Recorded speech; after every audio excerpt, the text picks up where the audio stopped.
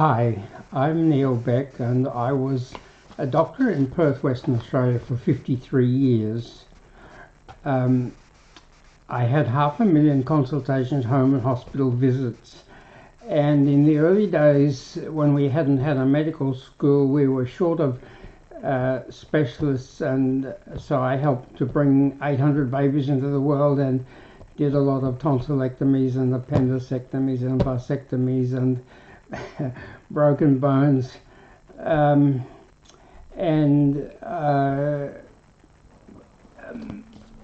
broken families, broken hearts, broken minds. The conclusion I came to was that the most important thing in life and in health is to be mentally healthy. If you're mentally healthy, you're mostly happy, you mostly perform well, and you mostly get what you want or need. But if you're mentally unhealthy people often go without things that are really necessary to have a good life. So one of the best ways to get a good life is to grow your mental health. But it was clear to me that lots of people got no help with their mental health, and nobody seemed to get enough help with their mental health. And the poorer members of the community who had less education and lower paying jobs were the ones who had most mental health problems. They just couldn't afford to pay for the mental health care, and if they had private health insurance, it didn't cover enough sessions a year to do what was needed, and if they therefore had to be dependent on free government mental health clinics, the waiting lists were very long, and they didn't get enough sessions. So what could we do about all that? The most important health problem getting the least satisfactory care. The conclusion I came to was that the main problem was that the two tools that mental health care professionals used had great weaknesses. The two tools are, first of all, medicines, and so many mental health and addiction medicines were addictive, and addictive medicines just create all sorts of problems, including making the waiting list very long because people have to keep coming back getting prescriptions, new repeat prescriptions for their dangerous addictive medicines, which made the waiting lists longer with comparatively useless just writing prescriptions for more of addictive medicines. The other problem that medicines had was that they worked too slowly. Most medicines were tablets or capsules, and when you swallow a tablet or capsule, you need a drink to wash it down. It takes half an hour to an hour before it starts to get absorbed through your gut into the bloodstream and starts to give you help.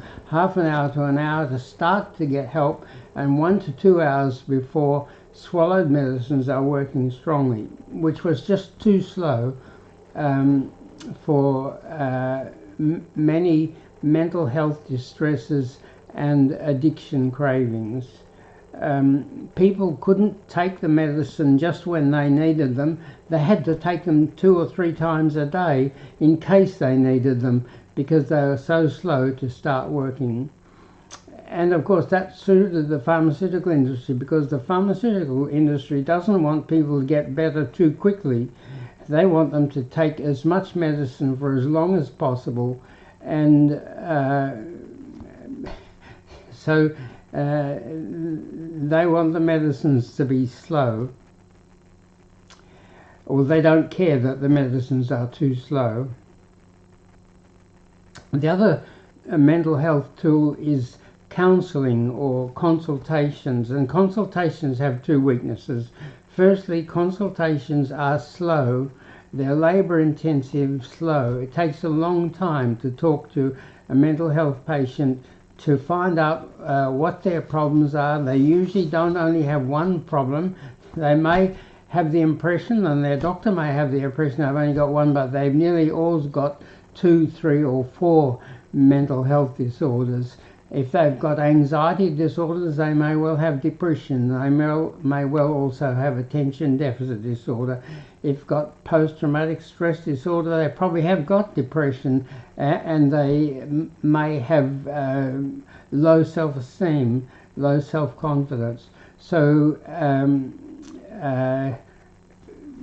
most people with mental health disorders have 2, 3 or 4 disorders, and it takes a long time talking to them to sort it all out, what's caused it, what's making it worse, and how to fix it, and to help the patient to understand their problems.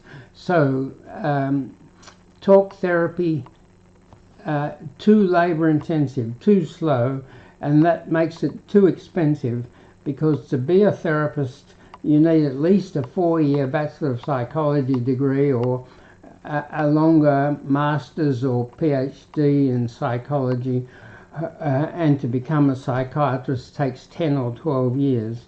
So those people who are smart enough to do those long courses and have done those long courses and passed those difficult exams need to be paid well. So if talk therapy is slow and it has to be paid well, it's not affordable for most people. In fact, the governments can't afford to pay for all the clinics that are needed, that would be needed to give everybody all the help that they need.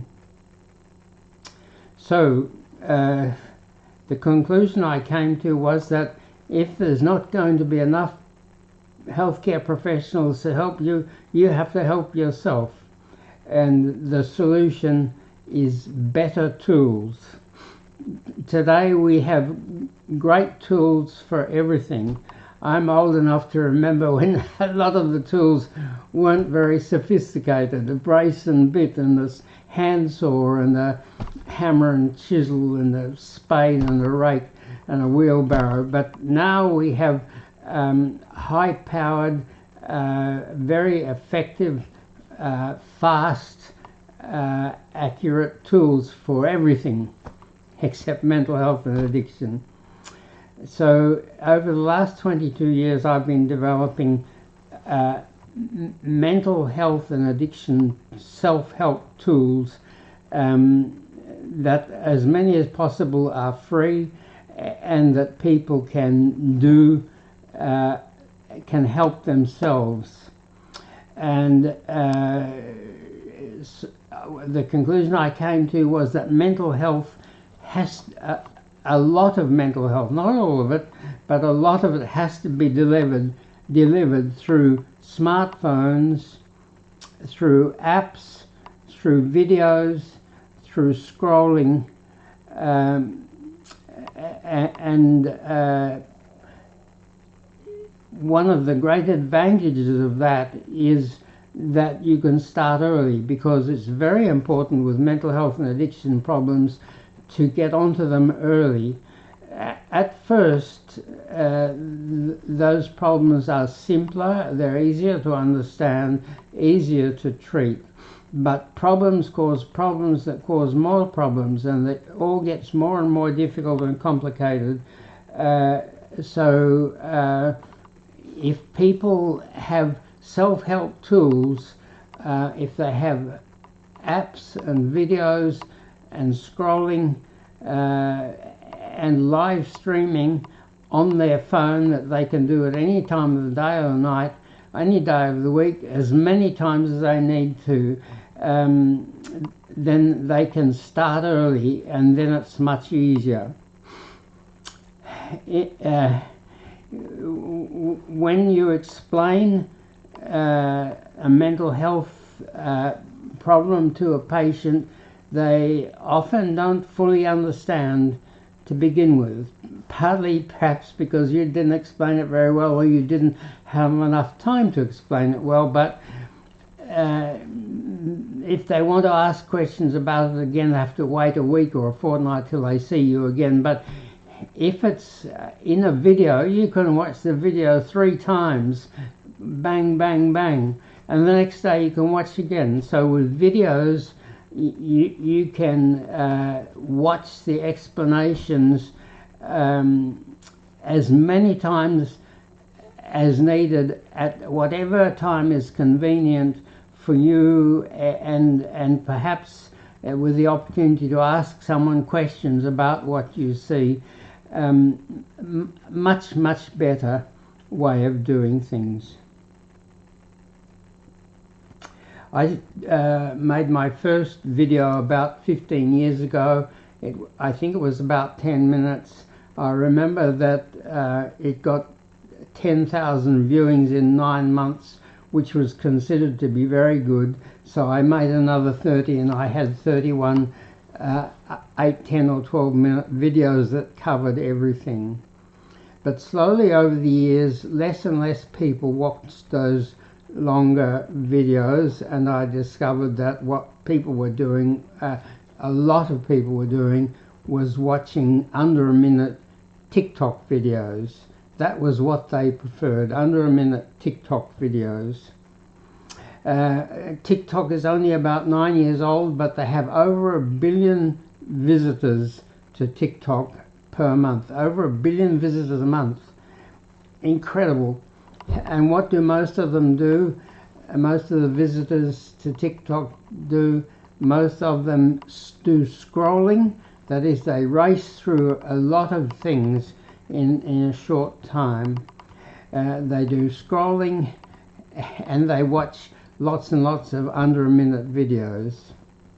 So why do people like TikTok? So I did a ChatGPT and a Google search, and what they say is that somehow scrolling and seeing lots of short videos helps people's mood. It lifts them, and it also stimulates their imagination and their creativity, and it's addictive. So I then knew that I had to put my mental health tools into scrollable and under a minute form. So now I've got 83 under a minute videos and 88 6 to 20 second videos. So what are the tools? The first 2 tools were websites and videos. And I've been through a number of websites, getting them more and more what people wanted and more clear. There's a long one which is mentalhealthvideos.a-to-z.com, mentalhealthvideos.a-to-z.com, but there's a short one for all the people that prefer short ones, and the short one is just called smilefixit.com. smilefixit.com. mentalhealthvideos.a-to-z.com is about 14 pages. It's got a lot of detail, including the 31 8, 10, 12 minute videos. If you find the bit that's interesting for you, that may be very helpful. Smilefixit.com is just a page and a half, and you can skim through that in a minute, and you can see the links to all the different things, and you can tap on the links that are of interest to you, and that makes it much quicker.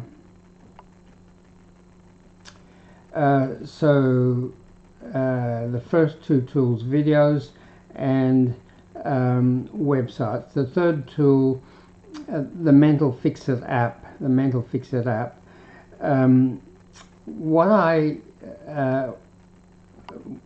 What happened was that in Perth, we got heroin in the late 1990s. Perth is the second most isolated capital city in the world, and we got some things later than other people got them, but when we finally got lots of aeroplanes, we got heroin, and we had a terrible heroin epidemic in the late 1990s. So I started to work 10 hours a week in a heroin clinic, and I wanted to know what caused addiction. But the people in that clinic didn't know what caused addiction and didn't care. They didn't think that was important. But I thought knowing the cause was very important. So I went to all the addiction clinics in Perth and Sydney, but I couldn't find a single mental health or addiction worker who could tell me the cause of addiction. Then one day in the clinic where I was working 10 hours a week, I saw 15 heroin addicts in one day, and 5 of them had ADD, ADHD. And when I went into their history carefully, what had happened was that they had a difficult childhood because of their ADD, ADHD. Then they had a difficult education. They were a distraction. They caused trouble in the classroom. They copped a lot of flack because they couldn't focus and concentrate, and they disturbed everyone else, and a lot of them were class clowns. So they got a poor education. A lot of them left school earlier, and then they had difficulty with employment because of their ADD, ADHD, and their poor education. So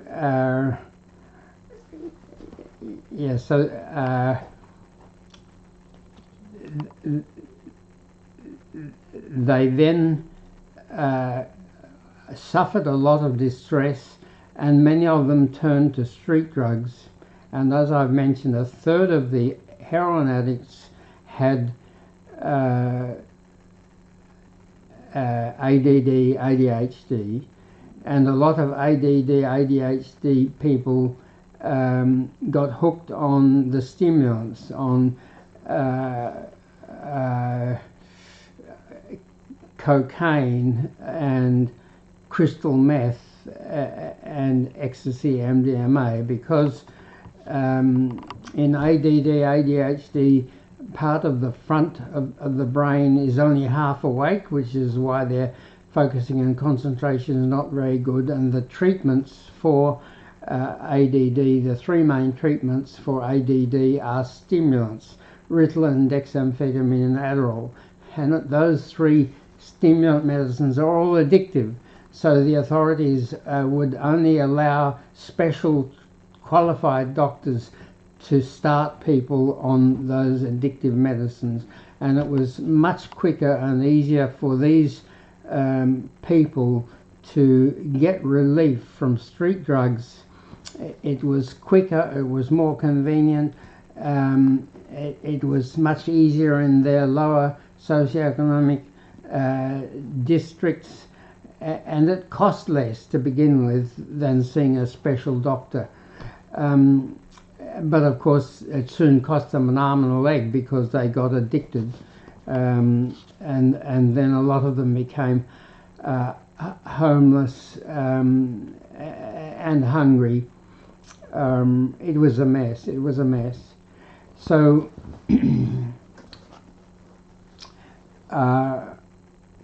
what I realized was that addicts needed dual diagnosis treatment. Dual diagnosis treatment is diagnosing and treating their mental illness at the same time as treating their addiction. But none of the clinics in Perth or Sydney that I went to at that time was doing dual diagnosis. But I did dual diagnosis, and people got better. I got swamped. People knew that they needed mental health help, but they got no mental health help at the addiction clinics. They did nothing about mental health. I complained, and they did nothing about it. And they couldn't get appointments at mental health clinics because the mental health clinics which were separate from the addiction clinics, just refused to give appointments to addicts. So if you had a mental health illness and then you became an addict, you are in a very, very difficult situation. Because most family doctors didn't want to get involved, because the authorities managing the addictive mental health and addiction medicines had so many rules and regulations that busy family doctors didn't have time for all that. So I got swamped with people who needed dual diagnosis, and it worked very well. And soon I just did not have time to see all the people that I wanted to see, and I tried very hard not to have a waiting list, because waiting lists are dead ends for people with mental health problems and addictions.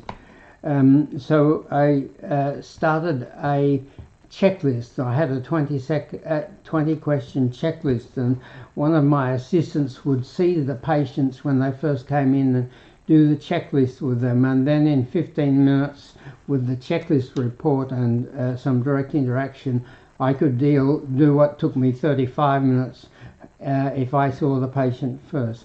But checklists were too slow also, so then we realized that we needed an app. But apps were very expensive and a lot of work. But anyway, in the end, we got our own app, the Mental Fix-It app. The Mental Fix-It app. At first, we made that too long. The original Mental Fix-It app had 38 questions, and it took about 10 minutes for people to do it. And I thought, that's okay. You see a psychiatrist or you see a psychologist and you take half an hour, so 10 minutes to do the Mental Fix-It app is okay, but it wasn't okay. We had to make it shorter. So then we cut it to 19 questions, which they could do in 5 minutes. And now the iPhone version, which you can download at the App Store, it's free, is a 2-minute version, and we are doing the Android version, which is still 5 minutes, as a 2-minute version.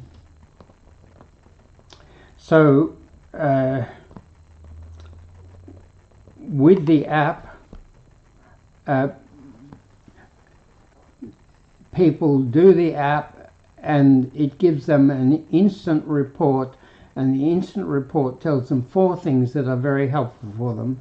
The first thing it tells them is which 6 of our 83 under a minute videos will help their particular problems most, because the app finds which are their problems.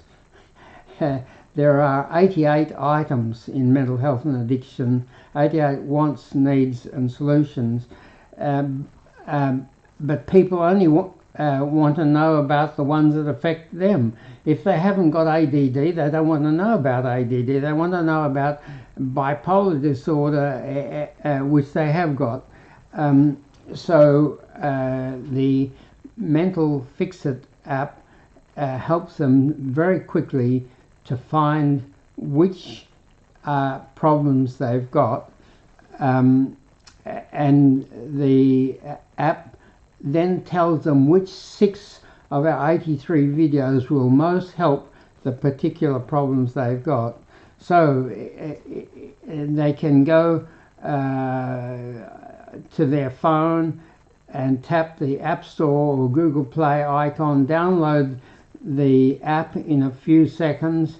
They can do the app in somewhere between 2 and 5 minutes, and then they immediately get a report which tells them which 6 under a minute videos will help them most, and they can watch those 6 under a minute videos in 6 minutes, and then they might want to watch some of them again.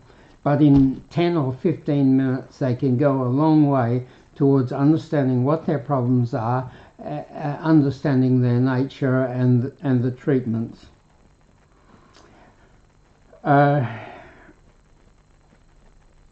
the next tool is live streaming, which is what I'm doing now, because what I discovered was that people love to watch live streaming. People watch live streaming for hours, and so now I do, for the last year or so, I've been doing live streaming on Wednesday, Friday and Saturday evenings at 7 p.m. Perth time and 9 a.m. Sunday morning Perth time. Do the 9 a.m. Sunday Perth time because we now have about a third of our viewers in the Northern Hemisphere, and 7 p.m. Perth time is not a good time in the Northern Hemisphere. It's 7 a.m. in New York and 4 a.m. in LA.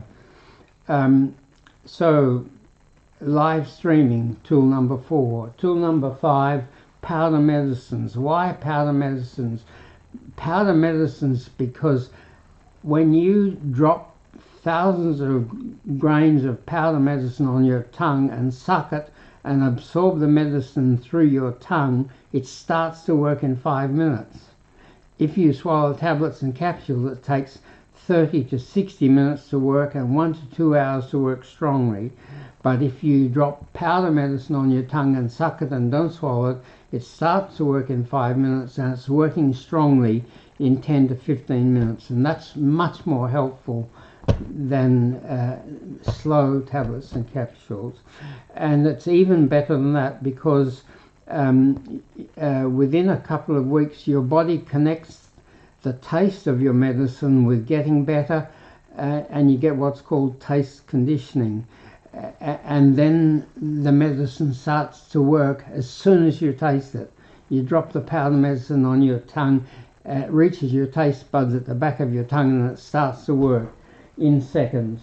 So if you're trying not to have a cigarette, trying not to buy a bottle of scotch, trying not to eat a whole can of ice cream, it's much better to have a medicine that helps you in seconds than in half an hour to an hour.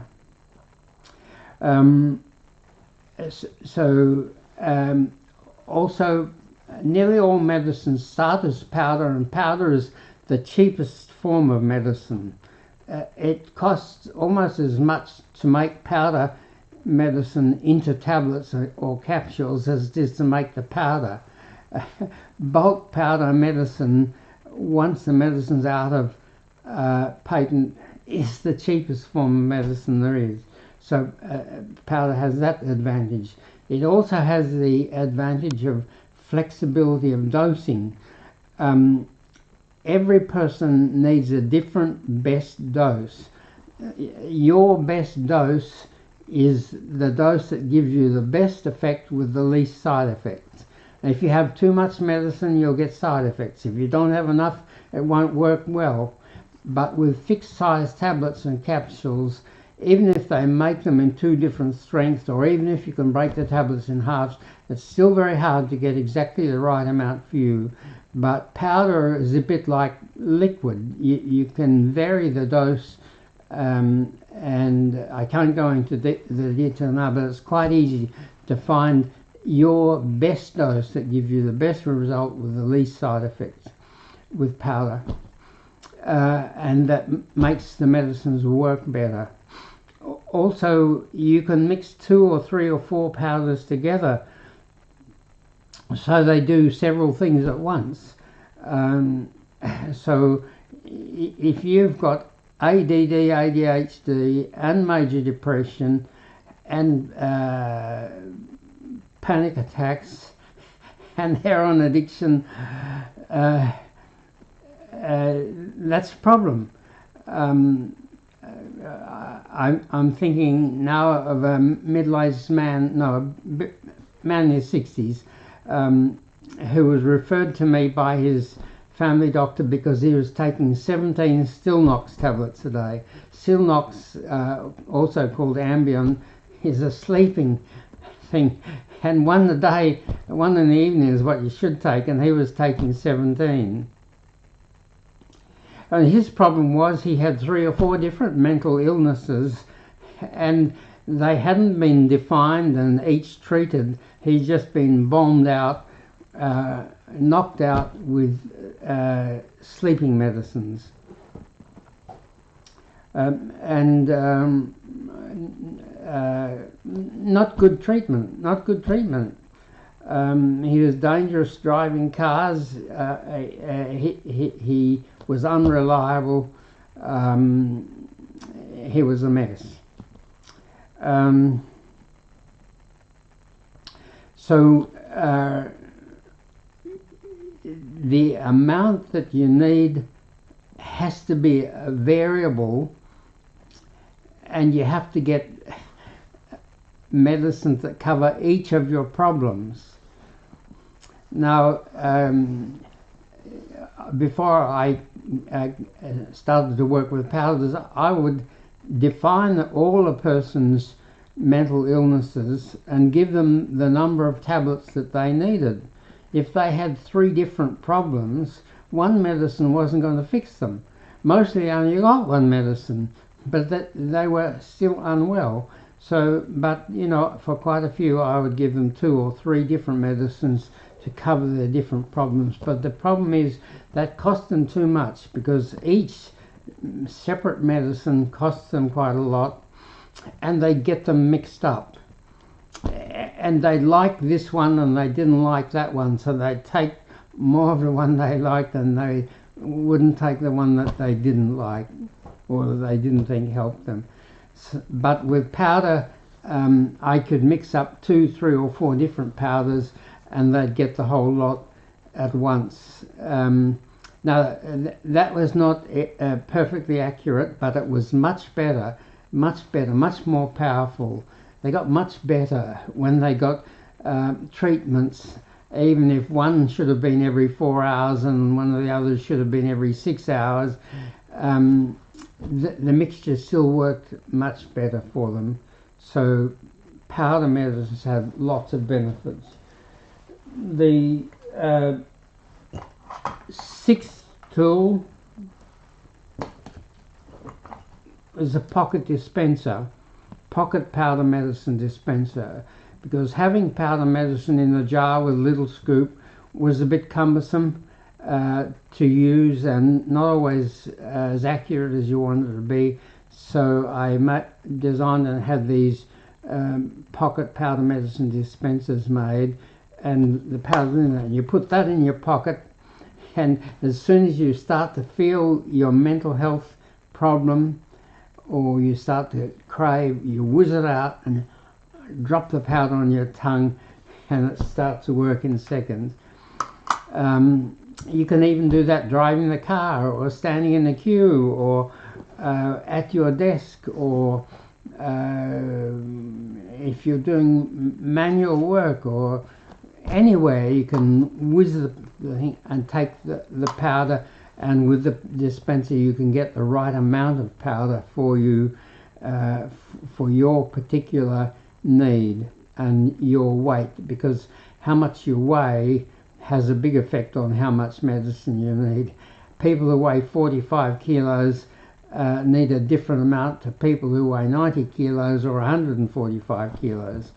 How much you need depends mainly on your weight, but on your absorption, on your sensitivity, on how quickly your liver starts to break the medicine down and excrete it, how quickly your kidneys start to excrete it. If, for instance, you've got an alcohol problem and your liver is buggered, you need a lot less of some medicines than if your liver's 100%.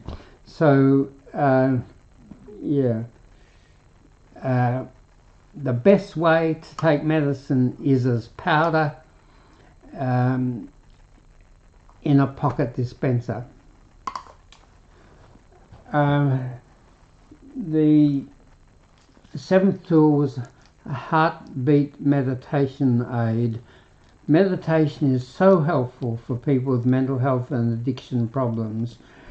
Meditation is a habit that you learn in which you stop, you have a rest from all your stresses and strains and worries, And how do you rest from that? You focus on your breathing, or you focus on repeating a word, and when you're focusing on that, you can forget your other problems. Except the people who most need to meditate, to have the rest and the relaxation, can't learn to do it, because focusing on their breathing or on repeating words is not a strong enough diversion from all their worries. But I'd been listening to people's hearts for 50 years with stethoscopes, and I knew that the heartbeat with the stethoscope is loud and attention-grabbing and interesting. So a few years ago I got cheap stethoscopes and cut them short and made them into heartbeat meditation aids. So now you can, this is the hearing part, you can pop it in and then you can listen to your heart and focus on that as a diversion from all your worries and stresses and so on. And many people can learn to meditate with a heartbeat meditation aid who couldn't learn without it. So if you want one of those, go to smilefixit.com and find their email address. They're $25 plus postage anywhere in the world. The eighth tool is another powder dispenser. This is a bigger powder dispenser that dispenses fruit powder, not medicine, fruit powder. So why dispense fruit powder? Well, in my medical lifetime, which is over 60 years now, since I became a medical student, there have been two growing epidemics: mental health and addiction, growing epidemic worldwide, and obesity and diabetes. And the obesity and diabetes epidemic is a very serious one. And the reason is that we don't need nearly as many calories now as they used to need. One of my grandfathers was a farmer and the other was a blacksmith, and they both worked about 60 hours a week, hard physical work from 6:30 in the morning, from daylight to dark, 6 days a week. So they needed 3,000 or 4,000 calories a day in food and drinks. They put lots of sugar in their cups of tea,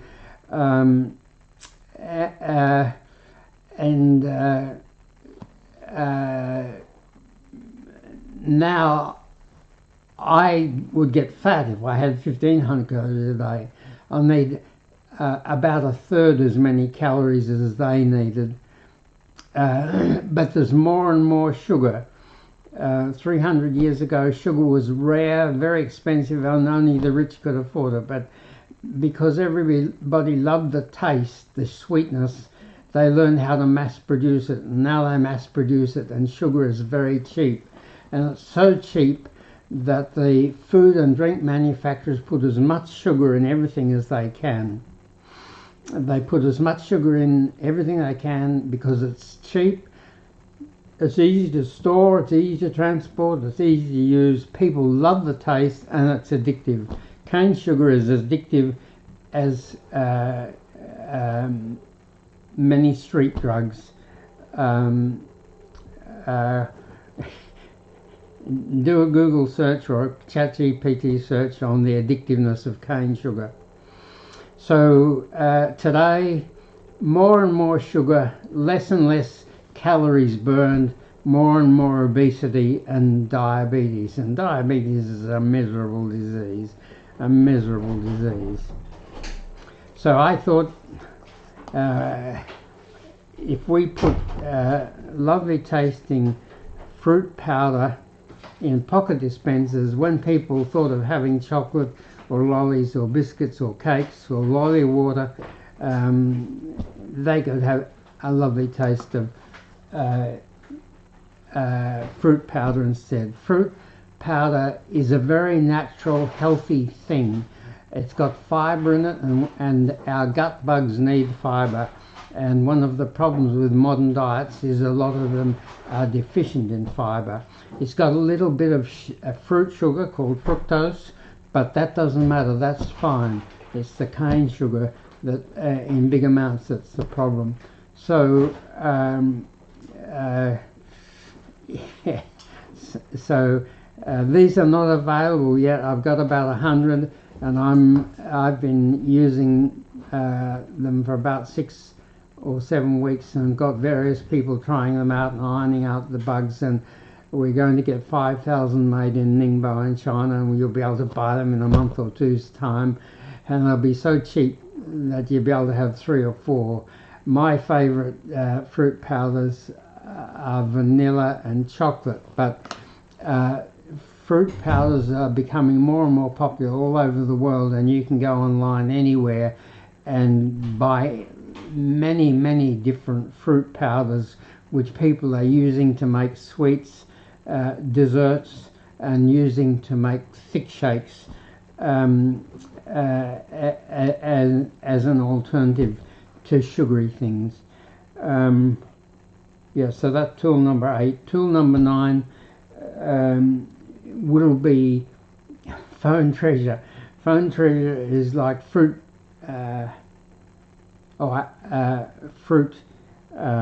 powder. You got your phone in your pocket, you have lots of things on your phone that you love looking at or you love listening to, and whenever you need a little lift, you look at something on your phone that you love. Your children, your grandchildren, your girlfriend, your boyfriend, your new car, the flowers in your garden, your cat, your dog, whatever you love, your holiday trip to some beautiful mountain region or river region. So, and with fruit powder and also with Phone Treasure, which we'll have available in a month or two's time, but you can start yourself anyway. You can also make and break habits. Now, habits are very important, and that's one of the big weaknesses of mental health as far as I'm concerned, is they don't teach you about the importance of habits. Our brain is so busy, it's got so much to do, that it can't do everything consciously and deliberately.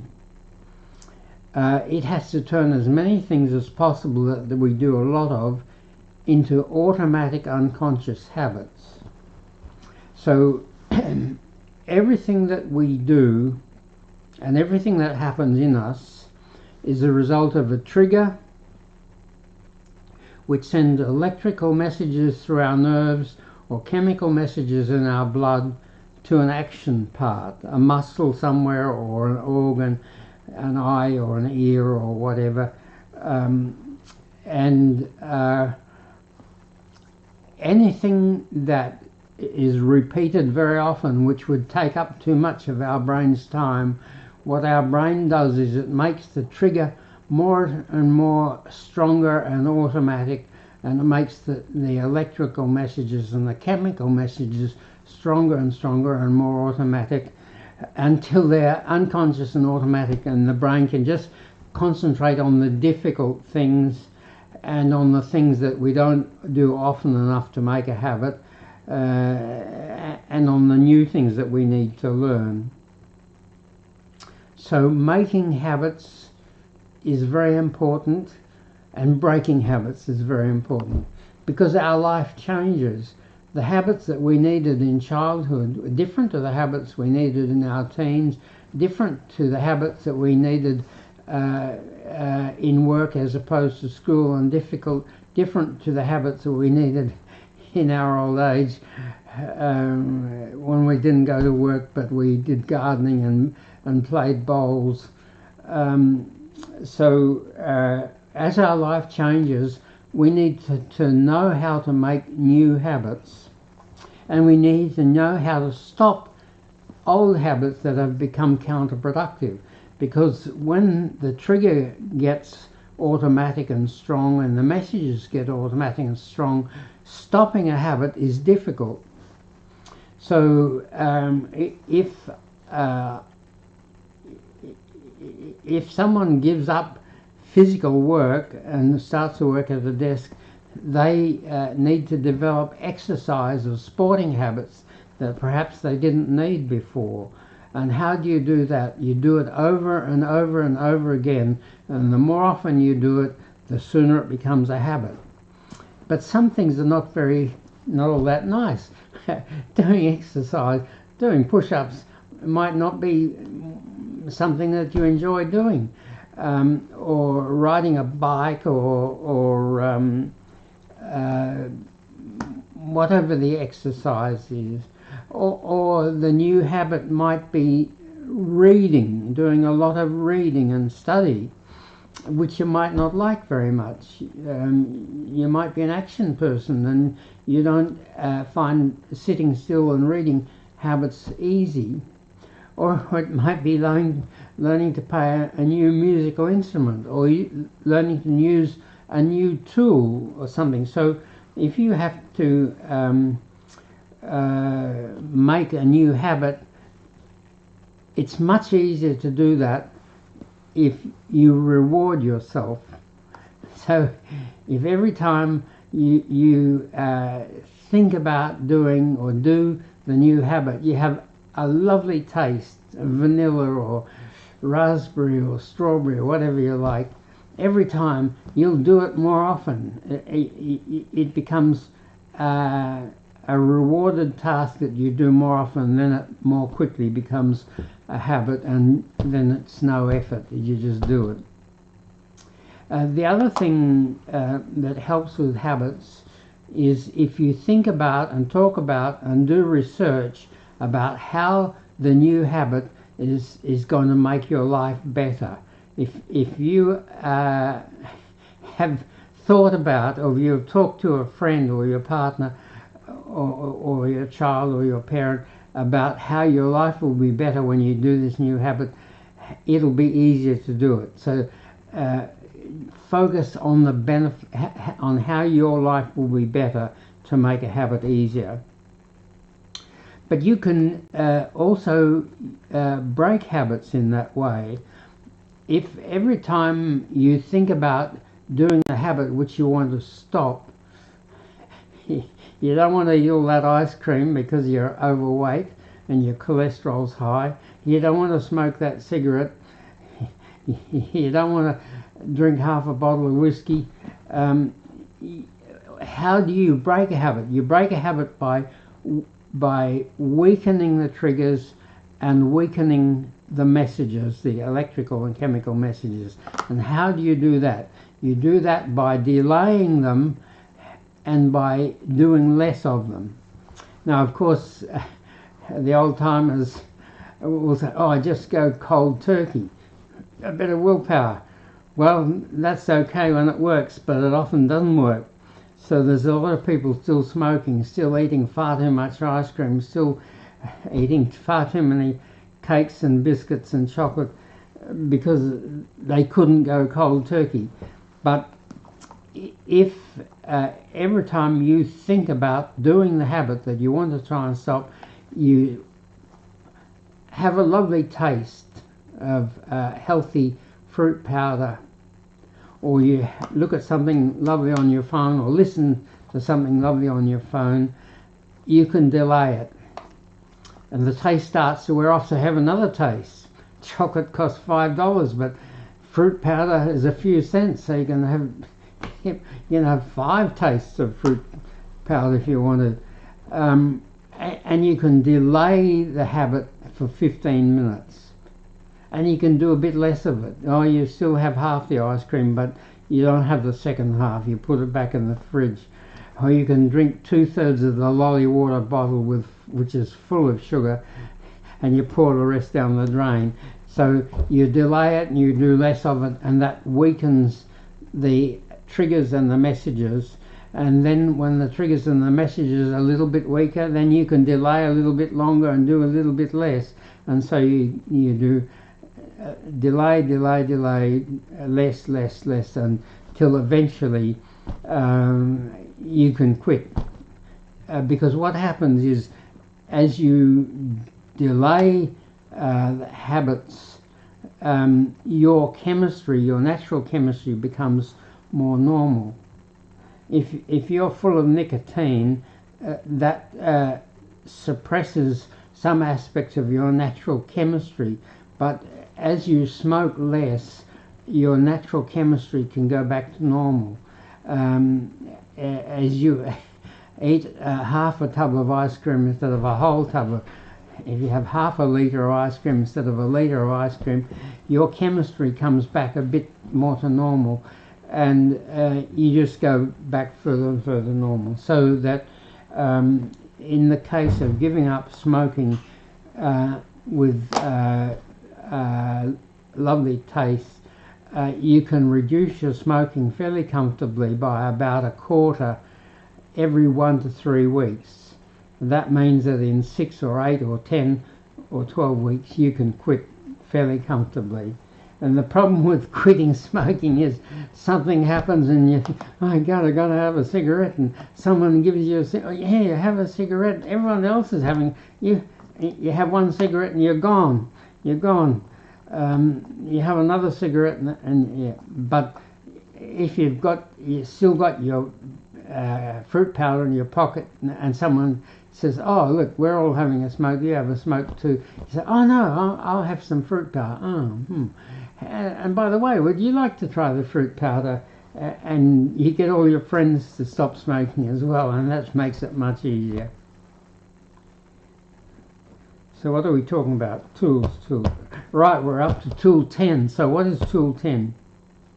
Wow, that's the big one. That's the one that I hope is going to go global. Tool 10, which I've been working on for 3 or 4 months, is Scroll Plus. Scroll Plus. When I realized that people love scrolling, I knew that that's what I had to get mental health and addiction into scrolling form. And people love to scroll. They fly through so much and see so many interesting and unusual things they didn't know about or hadn't heard about or used to know about or whatever. But the reason why you can scroll through so much is there's no detail. With scrolling, you're just racing through items, but you're not getting any detail. But with mental health and addiction, you want detail, you need detail, but you don't want irrelevant detail. You don't want a big book that tells you about everything, because you've only got 6 or 8 or 10 out of the 88 things.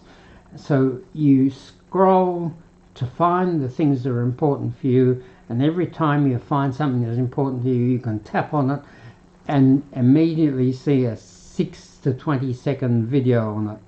And 6 to 20 second video can tell you, give you a lot of useful information about something that's a problem for you. So we have only just got Scroll Plus up at smilefixit.com. Go to smilefixit.com and you can do Scroll Plus. And in 10 or 15 minutes you can find the things that are important to you, and you can watch a 6 to 20 second video on each of those things. And when you feel you've done enough, might be 5 minutes, might be 10 minutes, depend on how much time you've got, depends on your concentration span, which may not be very good if you've got a mental health or addiction problem. But you just tap the enough button. When you tap the enough button, you get an instant list of the links to the videos that you thought were important enough to watch. And then you can watch them again if you want to, or they're there, and any time you can watch them. And also each 6 to 20 second video is linked to one or more 1 minute videos. So if you see an item, think this is important to me, ADD, ADHD, or bipolar disorder or heroin.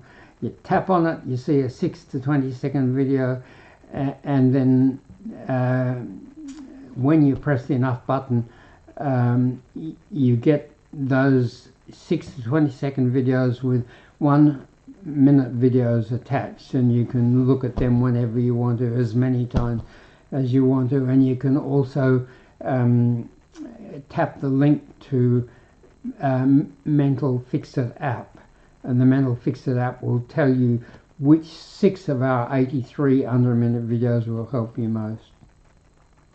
So Scroll Plus is up. It's not perfect yet. We're still working on it.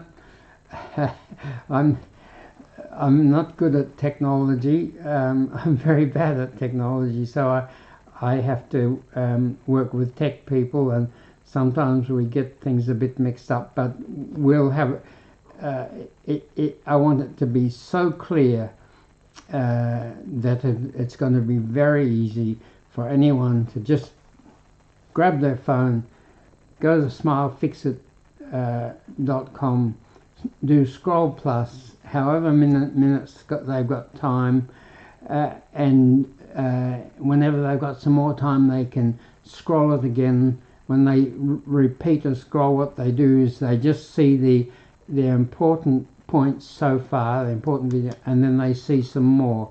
And within 2 or 3 or 4 sessions, they've gone through the whole 81 points. They know everything. They've got the videos and the very short 6 to 20 second videos, and the under a minute videos, and the 6 under a minute videos, and if they want, they can go to mentalhealthvideos.com and watch the 8, 10 or 12 minute videos. So it's very flexible. You just do whatever you can. And a very important thing is that anything that helps you, you share with your family, because mental health and addiction problems are nearly always family problems. And it's much harder to get better if your brother or your sister or your mother or your father or your kid is not getting better. But if something helps you and you can share it in an instant, just tap share, send it to them, and then if they work on it as well, and they might find something that you didn't find, and they help you and you help them, and the whole thing gets better. Well, I have to stop now. Today is Friday. I'll be back tomorrow at 7 p.m. Saturday Perth time, and then 9 a.m. Sunday Perth time. I know I repeat myself a lot. I'm sorry about that, but mental health and addiction seems very complicated. They make it very complicated. According to the Bible of mental health professionals, which is called the DSM-5, there's about 500 mental health and addiction items, but I found that there are 11. There are 11, and if I can help people with those 11, that gets them so much better that